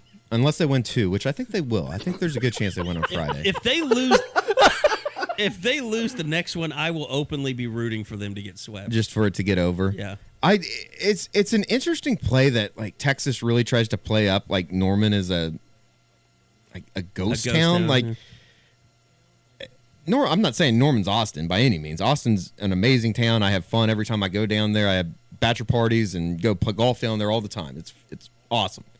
But I like Norman is just like this middle of nowhere place. It's just I don't know. It kind of represents everything that you think about Texas. So a little pretentious, a little doesn't it? A little bit. Like I just think that they could take different angles. If you were like trying to negatively recruit against Oklahoma, I don't know if taking shots at the town of Norman would be the best way to go. Does that make sense? We've talked about this before. Like, there's no more middle of nowhere. Especially if you worked at Lowe's in the middle of 2000s. Brian Carrington. There's nowhere that's kind of more out in the middle of nowhere than Stillwater. Yet Stillwater's a fun town. I mean, it's college a college towns town. are fun. Yeah, college towns are fun. I'm sure Pullman, Washington is a fun town. You can shit on it all you want. Manhattan, Kansas on a Friday night before a game is probably a pretty fun town. Yeah. Like, well, and we've been fortunate to go there a bunch. Like we've been to Aggieville after games and it's eaten. cool. It's pretty good. Like you can see a lot of drunk people screaming and getting in fights. And people are going to hate this. Lubbock, Texas is a fun town. Yeah. And I've been there to just straight party. You've been there before. Socially. Yeah, it's a fun ass town. And there's a lot of hot chicks in Lubbock. Yes, because they can't get into Texas. Yeah, they're hot and dumb. I mean, what better combo? For you especially. I still remember years ago Jeff Ketchum trying to tell me that trying to insult Oklahoma. Why do you have that's to bring where the that kids name went. up?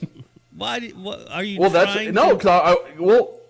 Rest his soul. No, we're just. Well, I mean, on this weekend, Eddie. We only talk about the living here. Oh, he Josh. might rise again this weekend. That's a good. That's a good point. You should You're come welcome, up. Eddie. You I should just come laid up that with there for you. an Eastern. He is. I don't have risen. much to do on the next 48 hours. You might see something Friday night.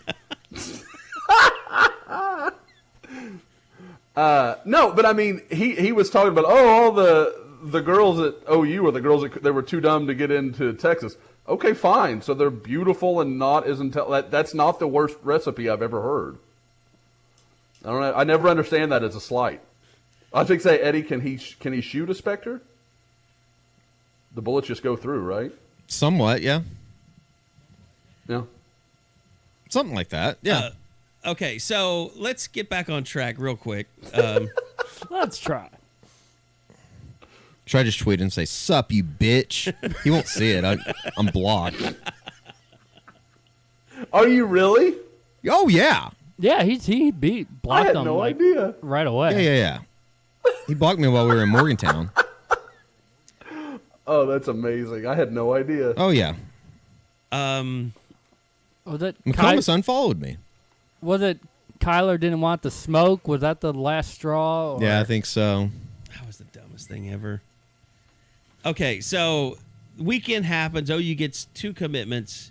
3 commitments. 2 have gone public. But I'll throw this out for Bob, you or Josh. Tell us about the guys that this weekend really made the biggest impact on in your mind. Go ahead, Josh. That weren't commits. For me, and I kind of mentioned him earlier, I think Ryan Watts, and he was a guy that I thought OU was in good shape with, but just having talked to him, I mean, he's a guy that openly admitted, I thought about committing while I was there. I mean, he was really into the visit. Scoop will have some more on him. I thought it went very well for him. The other guy I would say is a guy that we literally put up his story a couple hours ago, Chris Tyree, the running back for Virginia. He's another guy. He admitted to a 24/7 site that he considered committing as well and shutting it all down. I spoke to him for about 15, 20 minutes last night, and he loved his trip. I mean, he really liked it. They sold mom and dad. And I think he really talked a lot about Lincoln Riley really laying it out for him where they see him fitting into the offense and doing a lot of stuff. And, for those that haven't read it, take a look. But, he is the kind of guy, they're going to use him on jet sweeps. They're going to put him out. We've talked a lot about jet sweeps and slot receiver. They even talked about lining him up out at split end. He's going to they want to get him out in as much space as possible because he is one of the best high school sprinters in the country. He's a guy that can really, really run. And Oklahoma wants to use that speed. So and we've also talked a lot about. Those are the two that really stick out to me. We've also talked a lot about them not having a lot of change-up running backs in their plans in the future. It's funny you bring watching the film, Josh, because in talking with Mikey Henderson, he said the same thing. He'd heard from a lot of schools, "Oh, this is how we're going to use you." But on that trip a couple months ago, Lincoln and Shane Beamer showed him exactly. And they showed Joe Mixon. They showed Flowers. They showed we're going to use you in every single way possible because we know you have that type of talent. And that just goes beyond just saying, "Oh, we're going to use you in a lot of different ways." So I can get why that might have resonated a lot. And then when you look at the other side of the ball, this is a big weekend in terms of the secondary. You knew it would be. Alex Grinch and Roy Manning spent the last 2-3 months trying to identify the guys they wanted. They got one. Dante Manning, and Bryson Washington sort of came out of nowhere, putting out a top 2 of OU in Texas when I thought the Sooners were clearly 3 or 4 heading into last weekend. You still got guys like Ryan Watts, like Jacoby Covington from Arizona. There's still a lot of more possibilities. Major Burns, who was able to make the visit to. It feels like even though there's only one in the secondary at this moment, you talk to us in a couple of weeks or in a month, there might be 3 or 4, and a lot of it just predicated off of what they did during this last weekend. How much smoke is there around Major Burns right now? And if there is smoke, is it, you kind of feel like they need to close? Like, is it important for OU to kind of try and close on him to where he doesn't start? Because it seems like they have a lot of momentum there. Could they lose that momentum if they don't, close on that? I think you said it perfectly, Carey. I think you've got a timeline of maybe a couple more weeks of where that momentum is still moving in the right direction. That still feels good. I haven't heard a lot about his official visit, but he tweeted out, I something like, "I feel like I've got that OU DNA" or something. Yeah. And he's talking about a decision date while he's on campus. That's all good, but at some point, you just can't keep that high tide going forever. At some point, other schools are going to get in his ear. He's going to take a trip somewhere else, and obviously they'll roll out the red carpet. He'll love it wherever that is. But, I don't think there's any question right now Oklahoma leads for him. So it's just a matter of, can they hang on to it as long – Bob, do you remember what the date was? I want to say it was like June 6th or yeah, it is June 4th or something like that. Very early June. So does it still carry over in a couple months? Exactly. 6-7 weeks away. That's a lot of time to hang on to somebody. But, I know coming into the visit, like I said, the guy – dissed his own prom to go to this spring game. That's a meaningful gesture. So I think Oklahoma's in great shape with him. But at June 6th, Bob mentioned it. You got Ryan Watts, who wouldn't shock me if he popped. You've got Jacoby Covington, who we feel like is just any day now is going to happen. There's still the possibility of Jahari Rogers, though I think Oklahoma is kind of being patient with him right now. So it's a question, where Manning could have started kind of a chain reaction where Oklahoma can start to, you want to be careful how you do it, but start to apply some pressure of, guys, we've only got a couple spots left. If you want to be in, you need to get on board. And that includes Branch, who you're going to see this weekend. Absolutely. There were names that we thought, and then coming out of last weekend, none of those names went away, but more were added. And which made it even more complex as to how it's all going to work out. Let me ask you guys, I guess maybe, I don't know, 6, I guess what are we, 5-6 months removed now? Is the recruiting momentum just from where they ended that 2019 class, has it carried over? Is it more of a wait and see type thing? Or I guess just as a whole, when you step back and look at Oklahoma recruiting right now, where are they? That's a really good question, Eddie. I can't speak for Bob, but I don't feel like it's grown out of 2019 because there are guys that we'll kind of mention, oh yeah, Theo or Trajan, they kind of know those guys, there's some relationship there. But most of these guys, it's just strictly built on the work the staff has done. I mean, This isn't a deal where you've seen it grow from one thing to the next. Now, in 2021, they got the commitment from Cody Jackson, who clearly has connections to CeeDee Lamb, and there's some, and knows Trajan, knows Theo. So I mean, there's some continuity there.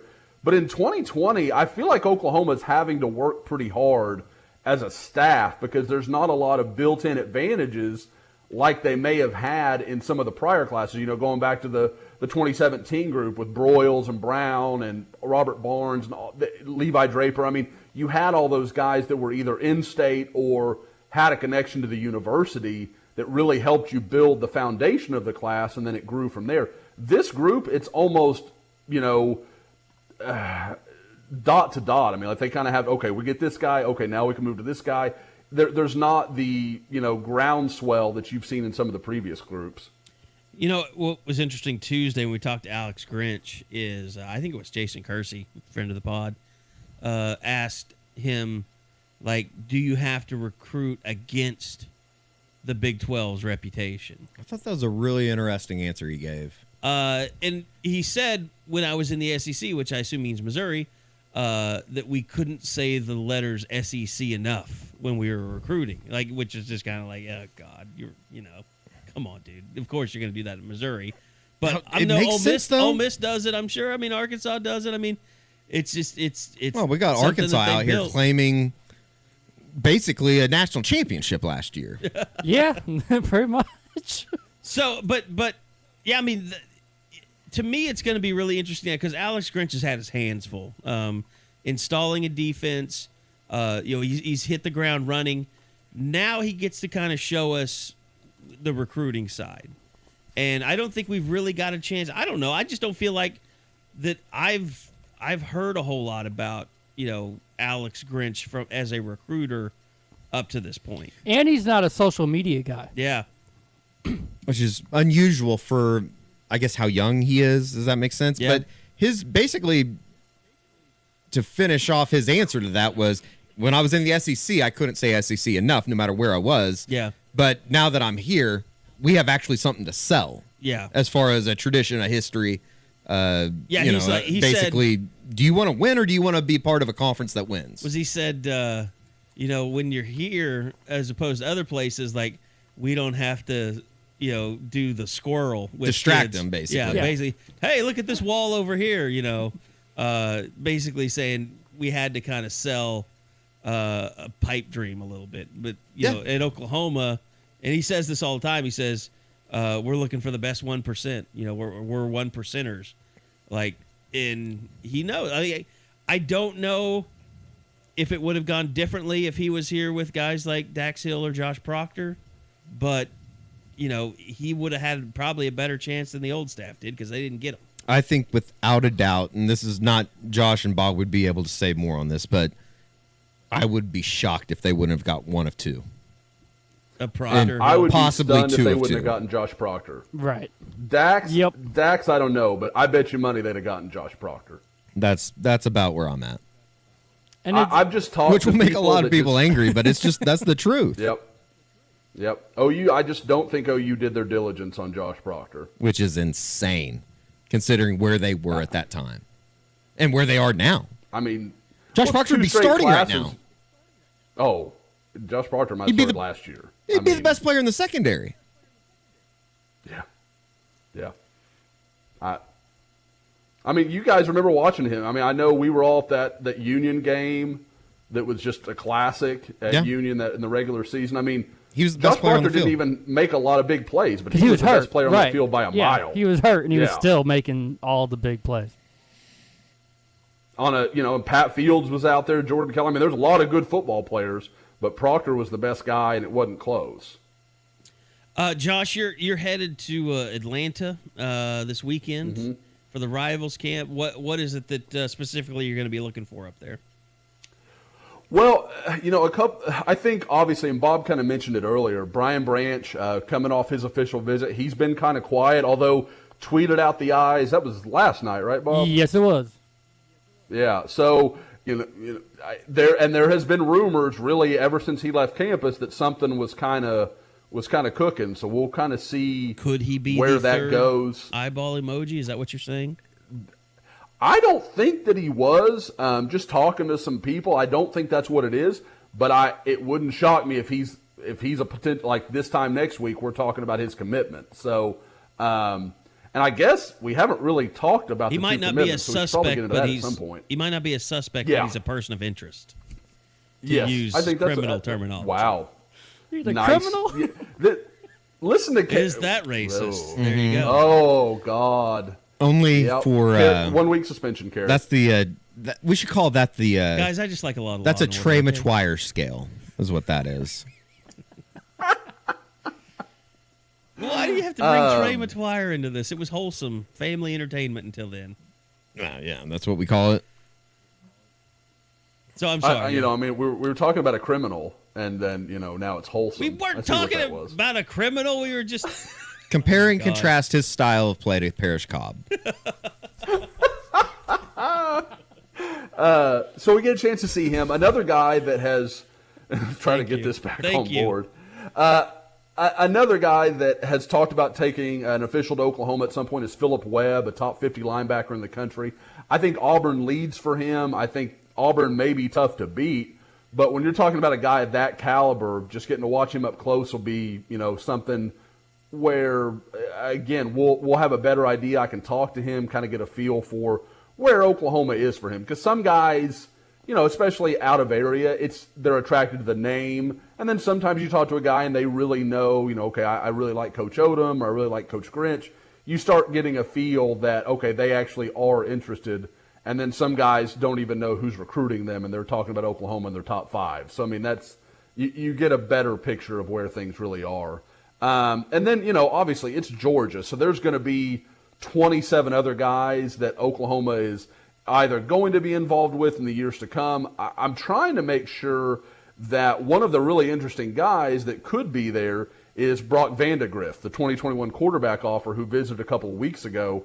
And we need to probably put it on the front page, but our guy Jake Royce from our Georgia site spoke to him earlier this week and ran a story today where he talked about Oklahoma as the school that's recruiting him the hardest. When he came for his visit, Lincoln Riley literally spent 2 days just basically as his host, showing him around, showing him everything on the campus. So OU is working him really, really hard. And again, we can talk about the trip he took. So he's a guy that I really want to catch up with and start to kind of get a feel, because it seems like if OU was going to pick their 2021 quarterback, he might be that guy right now. And then, Josh, you sent the Twitter world a buzzing Monday night. Can you go a little in-depth on what's up there? Sure. Yeah, I want to say, we talked a little bit earlier, Eddie asked the question about kind of momentum feeding itself. The response around Houston to Cody Jackson's commitment has been extremely positive for Oklahoma. I've talked to several local guys from Tunmise Adelier at Katy Tompkins, some of the other guys, Colin Montgomery from Houston Episcopal.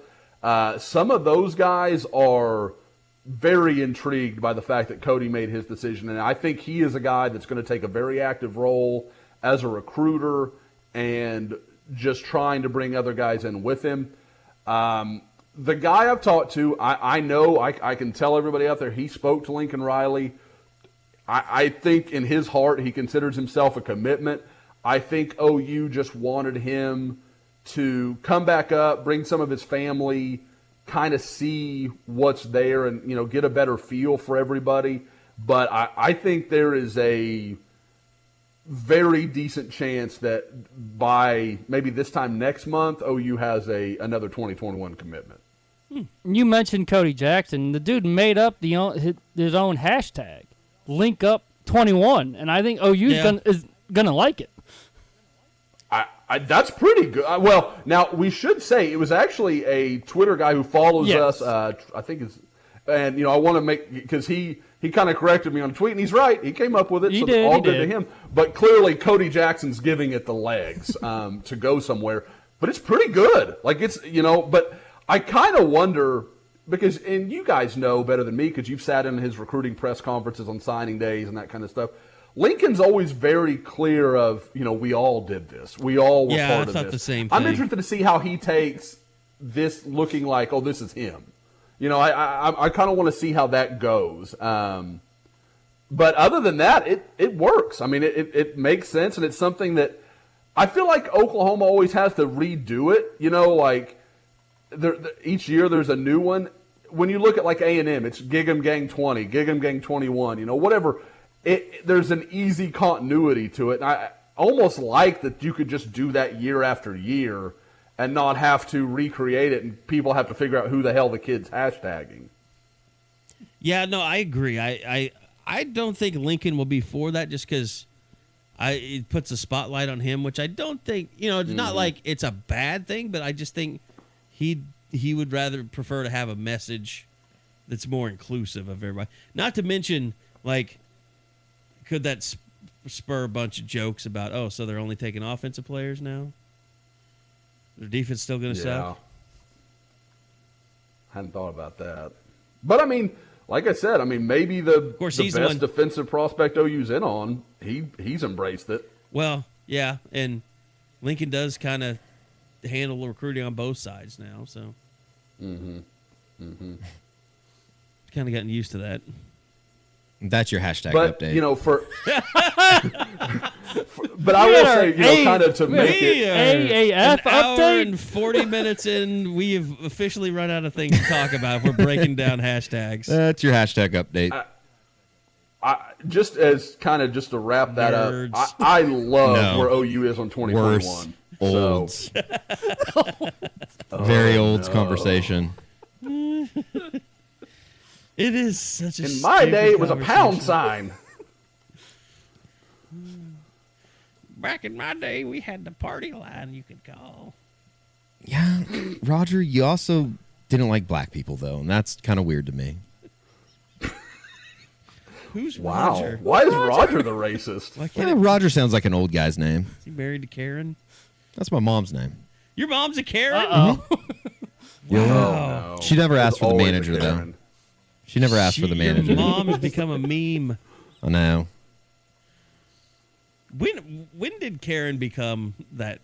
When did Karen become Karen? I don't know. The first time I remember hearing about it was actually, and this is going to tell you how much things have changed. It was a Dane Cook skit where he's talking about every group has a Karen, and he's pretty much right. He's like, Karen's always the worst. She's the one that, like, when she's not there, everyone talks about. I actually do remember. And then she shows back up, and everybody gets quiet. Yeah. So, yeah. I used to really like. Funny. I liked Dane Cook until it came out that he's like banging women that are like 30 years younger than him, which I guess is kind of cool. You should in like itself, him more, yeah. Yeah, right? But it was like, man, she's like. I'm 18. shocked you would judge somebody for that, Eddie. Yeah, I don't know.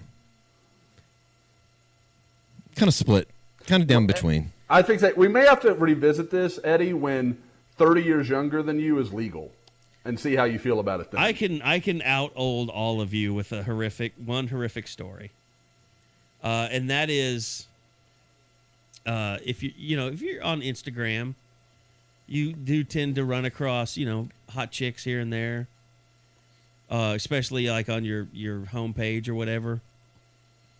And then you kind of have that mindset when you open up Facebook and you see a young woman and you think to yourself, well, that chick's hot.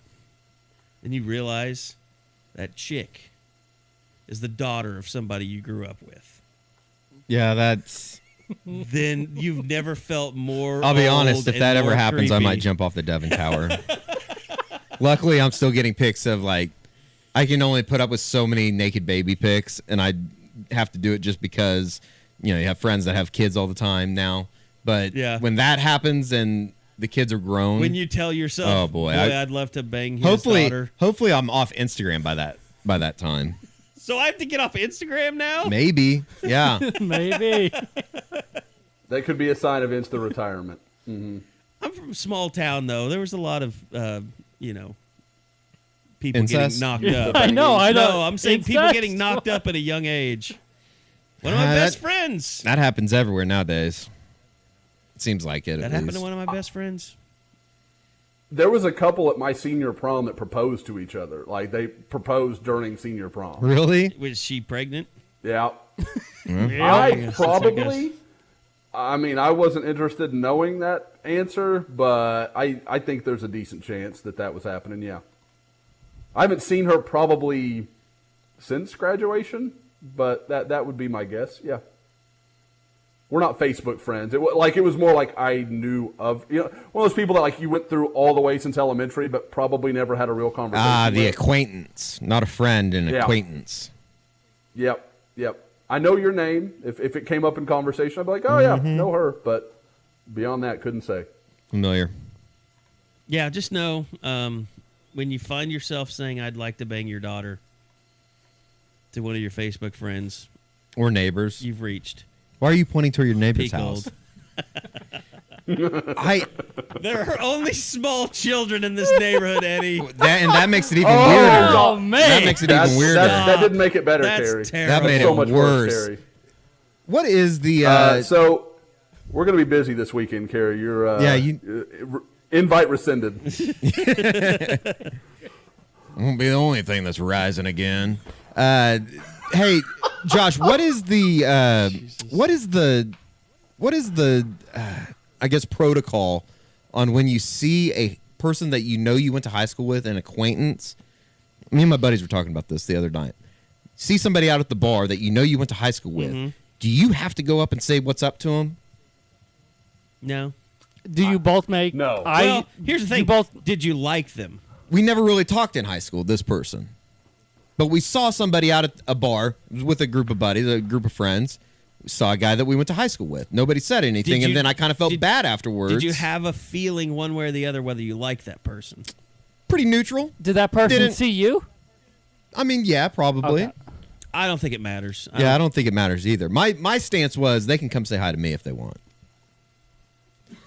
And I would be cool, like I wouldn't be dickish. But then you have to get in an awkward conversation that you really don't give a shit about. I mean, they know what I'm up to, but I don't really. Oh, of course they do. You're Eddie. Nice. They do. Love they have to. But yeah, I didn't know what the protocol was on that. But again, I'm borderline antisocial, so I'm like, nope, I don't need to talk. You'd walk in the other direction. I will actively avoid conversations with people that I sort of knew. Like because then you get into the hows, and I'm trying to remember who their friends were, and I'm like, what are they up to? And they're like, oh yeah, they died 2 years. Oh, awesome! Like it just gets worse. Like it's never ending. He's in prison. Awful. Yeah. He murdered 3 people. Cool. That's great. I'm glad to hear your friends are doing well. The heroin finally took him. No. It was good though. Heroin. Well, what's he doing with his needles? Did he have any spare? Yeah. Resell those. Those are going like copper right now. All right. I think we're good. I think we put on a fine show today. Yeah. Pretty good. Well, I'll just throw it. For there not being a lot to talk about. We talked about a lot. I'll open the floor. Anything else you guys wanted to hit on before we get out of here? I don't think so. NFL draft next week. Oh. NFL draft next week, which is kind of hard to believe. Now, I've heard different things, and I've never really nailed it down. I've heard that Lincoln is going to be at the draft. Yes. He will. There's like 17 coaches that are going to be there. Is that right? And so he will appear 17 or 18. on some television. Yeah, Lincoln, Kyler, Listen, Cody, Marquise. If Lincoln Riley's asked to whore out his program, he's usually pretty good about it. Oh, yeah. I mean, and why wouldn't you be? That's why he gets it as far as being a great recruiter. And especially at a place where he's probably going to have the number 1 pick for the second straight season, which, Josh, you've pointed out has never happened before, correct? No, nobody's ever had 2 first-round quarterbacks back-to-back years, much less number 1 overall. Yeah. You would think like Miami would have done it at some point or something. Like I said, Carey, I kind of went looking, thinking I'd see, okay, this is the first time this has happened since 82 or 75 or whatever. But it was just flat out has never happened before. Yeah, I mean, you've had like a Cortez Kennedy and then what's dumbass's name? Says stupid stuff all the time. Charlie Casserly. Oh, Sapp? Yeah, Warren Sapp. Yeah. Yeah, but they was like 91 and 94. Yeah, that's what I'm saying. There's There's always a gap there, but you would think somebody like Ohio State, they might have had that with a guy or two here. Well, or there, I went looking for quarterbacks. I went looking just for quarterbacks. Now, it may have happened overall, but I didn't look for that. But I mean, as I sit here thinking about it, I would struggle to think. I mean, that's because it's just so rare. Did you happen to You're notice talking the about last the time, number one commodity? Did you happen to notice? I don't know the answer, but did you happen to see like when the last time a running back was ever taken number one? Oh God! You know who I bet it was? Kajana Carter? That's exactly what. That was my guess. I was thinking Bob. of Penn Kajana State when Carter. I was thinking of like guys that could have gone back-to-back ones. Because, I mean, nobody at Ohio, because as a running back, it would almost have to be a big-time guy. Nobody at Oklahoma, nobody at Texas. Ohio State, Eddie George wasn't. Was it Ricky Williams? I don't think he was number one. Was he not number one? No, Ricky was four. No, He they was just four, traded and the everybody Saints from traded New Orleans yeah. just, okay. entire team. Yeah, Mike Ditka sold like his soul in the franchise for Ricky Williams.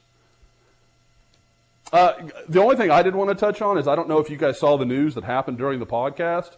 The potential for a Jeff Fisher, Bob Stoops Yes. Texas rivalry in the I saw XFL. Oh my God, is Jeff Fisher the Houston coach? It sounds like it. That's what Jason Lockenfor is reporting. And it looks like Jonathan Hayes was hired as well somewhere to be a head coach. Really? So, Eddie, can you give me any insight into who Sam might be rooting for in those matchups? I couldn't tell you. I think you like both of them. Oh, did he? I guess I just assumed that. Yeah, Fisher, it wasn't Jeff Fisher's fault that the Their offensive line was awful. terrible. Yeah. Yeah. Well, he was the GM though, wasn't he? Or no, they had. Or no, he was. Well, they went through a couple GMs because he was GM in L.A., wasn't he? No, because it was what's his name? I can see his face. I just can't remember the guy's name. Kind of a squirrely looking guy. Kajana Carter was the last running back taken, 1995, by the way. And then he got Nicely hurt done, Bob. preseason game. Never heard from again. Shockingly, the only area I can match Bob for memory is the NFL draft. I don't know what that says about me, but okay. Well, you two just had a hashtag discussion, so. That's a fact. Bob and we're recruiting nerds. Like, I don't know what to do about that. That's just the way that goes. Okay, nerds, we'll see you. That's it for us. We'll be back again next week. NFL draft, like you said, should be interesting to see how that all goes down. We'll have more to talk about then. But appreciate y'all listening. Go check out Bob's article about the weekend and how that all came together. It's a great article. Lots of recruiting updates coming, and official visits are on. So Josh will be flying to Atlanta this weekend for the Rivals camp there, and we'll have much, much more coming up in the weeks to follow, especially on the recruiting trail. So thanks for listening, and we'll see you guys next time right back here on the Unofficial 40 podcast from Soonerscoop.com.